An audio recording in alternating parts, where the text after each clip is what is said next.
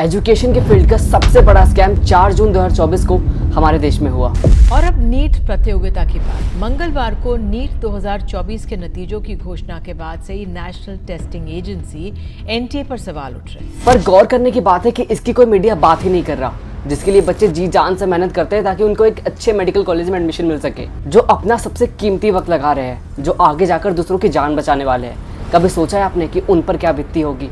क्या होगा अगर वो बच्चे डॉक्टर बन गए जिन्होंने मेडिकल का एम भी नहीं पढ़ा हो और बस पैसों के दम पे उन्हें हाथ में डिग्री मिल गई। आज हम उन झोला छाप डॉक्टरों को बेनकाब करने वाले हैं जो गली गली में दुकान चलाकर लोगों की जिंदगी से खिलवाड़ कर रहे हैं। देखो, गलती तो हुई है और इसलिए ना मुझे और आपको मिलकर आवाज उठानी होगी, क्योंकि सवाल देश का है, सवाल उन 24 लाख से भी ज्यादा एस्पिरेंट्स का है।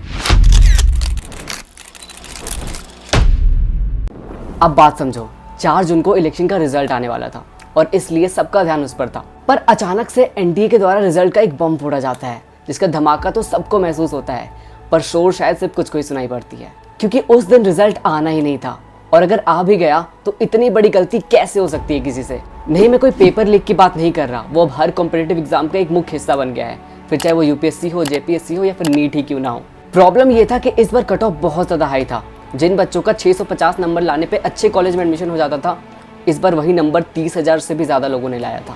खैर चलो, एक पल के लिए मान लिया जाए कि बच्चों ने बहुत मेहनत किया होगा या पेपर इजी होगा, पर 67 बच्चों को 720 में से 720 नंबर मिले, जो नेक्स्ट टू इम्पॉसिबल है, क्योंकि यही नंबर पिछले साल सिर्फ 2 से 3 लोगों को मिले थे। चलो, कभी कभी चमत्कार भी हो सकते हैं, पर यह कैसे पॉसिबल है कि 2 बच्चों को 718 और 719 नंबर मिले, जो कि इम्पॉसिबल है। क्योंकि नीट के एग्जाम का फॉर्मेट कुछ ऐसा रहता है ना कि अगर आप एक क्वेश्चन गलत अटेम्प्ट करोगे तो आपके 5 नंबर कटेंगे, तो 715 आ सकते हैं, और अगर आप एक क्वेश्चन मिस करोगे या फिर नहीं अटेम्प्ट करोगे तो आपको 4 नंबर कटेंगे, तो आपके 716 हो सकते हैं। तो फिर 718 और 719 नंबर लाना ये कैसे हो गया?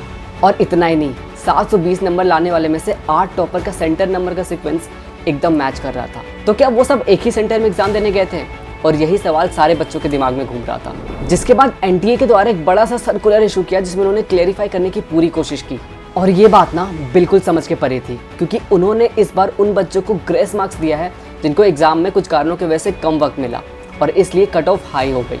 और अगर तुम बाकी चीज़ों को पढ़ लोगे ना, तो कसम से तुम्हें अपने सिस्टम पे हंसी और रोना एक साथ आ जाएगा। और इसलिए मैं उनके क्लैरिफिकेशन का लिंक डिस्क्रिप्शन में डाल दूंगा, जिसे तुम वीडियो खत्म होने के बाद बड़े आराम से पढ़ सकते हो। अब बात करते हैं मुद्दे पे। आखिर क्यों शांत है मीडिया?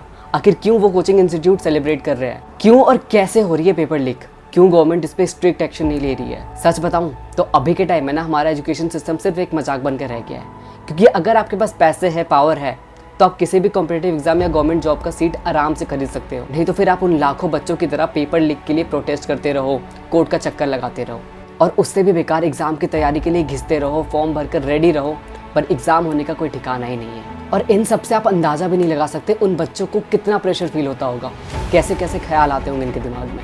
और इसलिए ना इस वीडियो को ज़्यादा से ज़्यादा शेयर करो, ताकि एनटीए के द्वारा कुछ स्ट्रॉन्ग क्लेरिफिकेशन आ सके और गवर्नमेंट इस पर कोई स्ट्रिक्ट एक्शन ले। मैं मिलूंगा आपसे अगली वीडियो में। Till then, thanks for watching.